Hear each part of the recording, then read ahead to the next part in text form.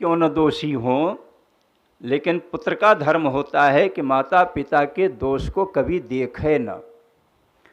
माता पिता में जो गुण है उस गुण का चारों तरफ पूरा विस्तार करना चाहिए। अगर दोष है तो उस दोष को छिपा लेना चाहिए। लेकिन अब तमाम ऐसे लोग होते हैं वो कहेंगे कि पिताजी हमारे लिए क्या किया, हमारे लिए क्या किया। और कोई पिता अपने लिए कुछ करता ही नहीं है। पिता जो भी होता है वो अपने लिए कुछ नहीं करता है, वो तो अपने आने वाली संतान के लिए करता है। मकान बनाते हैं, काय जिंदगी भर उसी में रहेंगे, उसके बाद उपभोग करने का काम तो पुत्र का होगा ना। धन कमा रहे हैं किसके लिए? कोई भी का पिता अपने लिए नहीं कमाता है, दूसरे के लिए कमाता है, अपने पुत्र के लिए सारा परिश्रम करता रहता है। लेकिन फिर भी कहते हैं पितृमातृ दोष का, माता पिता में भी दोष देखने वाले हैं। तृष्णा कुलाश्चा श्रम धर्म वर्जिता, हम किस आश्रम में हैं, किस धर्म में है, अपने धर्म को छोड़ दिया। अपने सनातन धर्म हमारा धर्म है, इतना बढ़िया सुंदर धर्म है, लेकिन इसका भी परित्याग लोग कर रहे हैं। दम करने वाले मत्सर हिंसक हैं, जीवों की हिंसा करने वाले का सप्ताह यज्ञ ने कालो पुण्यंते, ये सब सप्ताह यज्ञ से पवित्र हो जाते हैं।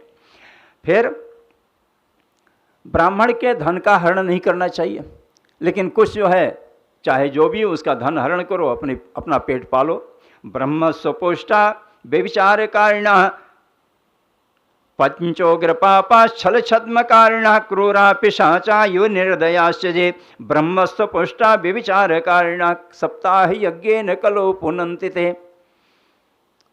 5 पाप हैं जो कितना भी चाहे कि हम कोई पाप नहीं करेंगे तो करना ही पड़ेगा। पंचोग्र पापा, क्या पाप है? हम चलते हैं तो हमारे पैरों के नीचे दब करके तमाम कीटाणु मर जाते हैं, क्या वो पाप नहीं है? बोले हम तो जान करके तो पाप किए नहीं, अनजाने में किया। कहा अनजाने में किए हुए पाप का भी प्रायश्चित भोगना ही पड़ता है।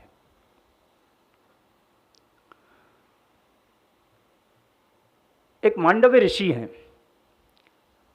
मांडव्य ऋषि महात्मा है, भगवान की आराधना हमेशा किया करते हैं।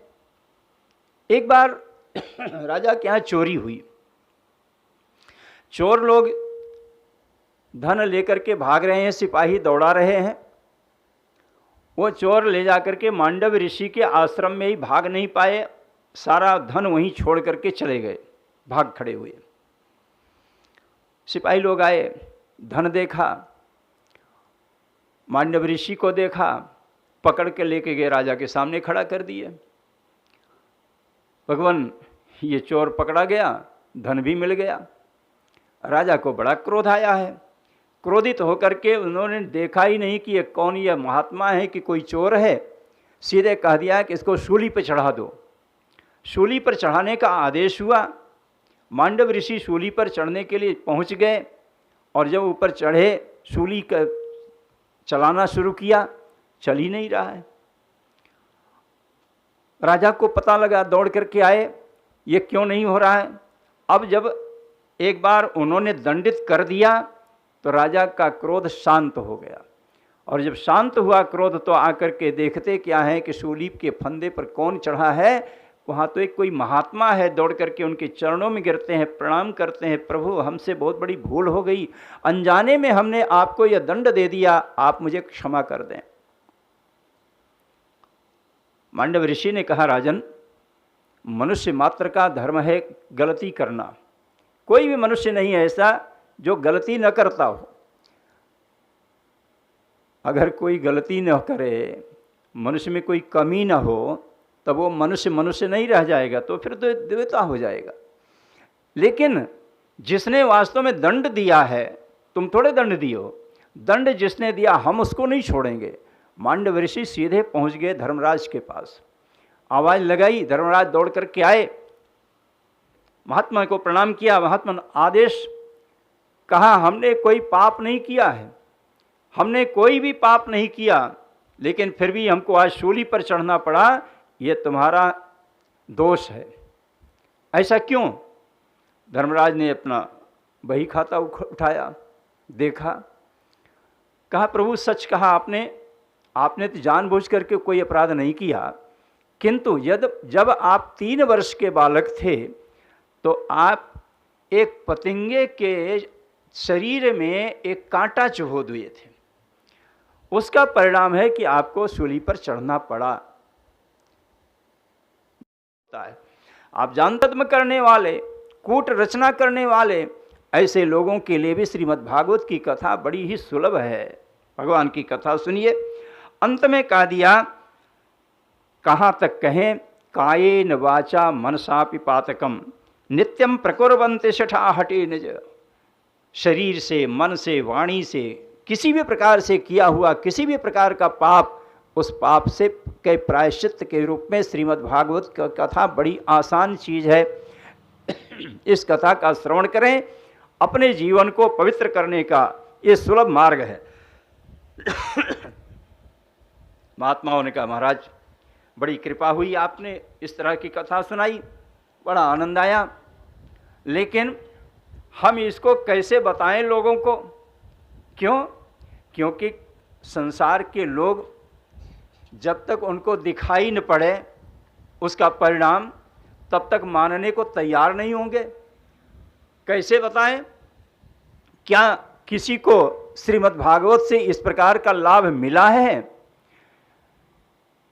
सनकादिक बताते हैं हाँ मिला है। एक कथा सुनाते हैं। श्रीमद् भागवत की कथा जो है वो समाधि भाषा में लिखी है। लिखा कुछ है, अर्थ कुछ और ही होता है। समाधि भाषा क्या होती है? समाधि कहते हैं, लोगों की जब समाधि लगती है तो उनको पता ही नहीं चलता है कि कितना समय व्यतीत हो गया, समय का ज्ञान नहीं होता है। शरीर देखते हैं, शरीर में तो प्राण है नहीं, लेकिन वह प्राण तो ब्रह्मांड में जाकर के निवास करता है, शरीर बना हुआ है। यहाँ तक कहा गया है कि वहाँ तो दीमक खा जाती हैं, चमड़े को, मांस को, हड्डी सबको समाप्त कर देती हैं, हड्डी मात्र बच जाती है, लेकिन फिर भी वो जीवित रहता है। आप देखेंगे तमाम आगे कथा में आएगा प्रसंग, ऐसे तमाम भक्त हुए जो भगवान की आराधना करते करते अपने शरीर को समाप्त कर दिए, गला दिए, लेकिन भगवान की कृपा हुई तो सब फिर से जागृत हो गए। ऐसी समाधि भाषा में श्रीमद् भागवत की कथा भी लिखी गई है। लिखा कुछ है, अर्थ कहीं दूसरा ही हो जाता है। और एक बात हम और कहेंगे, भागवत की कथा सुनने का मतलब होता है इसको पूरे की पूरी कथा को अपने शरीर पर उतारने की आवश्यकता होती है। भागवत की कथा नहीं, कोई भी कथा हो, कथा सुनने से लाभ नहीं होता है, कथा सुनने से नहीं। अभी इसी कथा में प्रसंग आएगा, श्रवण सुनने में नहीं, सुनने के बाद मनन करना, आचरण करना, व्यवहार में लाना, ये परम आवश्यक है। और यदि यह नहीं किया, इस कान से सुना उस कान से बाहर कर दिया, तो यह समय का गंवाना हो गया। समय व्यर्थ नहीं करना चाहिए। शास्त्र की बात को सुन करके अपने जीवन में उतारने का प्रयास करेंगे। जो उपदेश प्राप्त होते हैं उन उपदेशों में से कुछ अंश अगर अपने जीवन में उतार लेंगे तो कथा सार्थक हो जाएगी, और आपका ये 2 घंटे 3 घंटे जो बैठते हैं वो बैठना भी सार्थक हो जाएगा।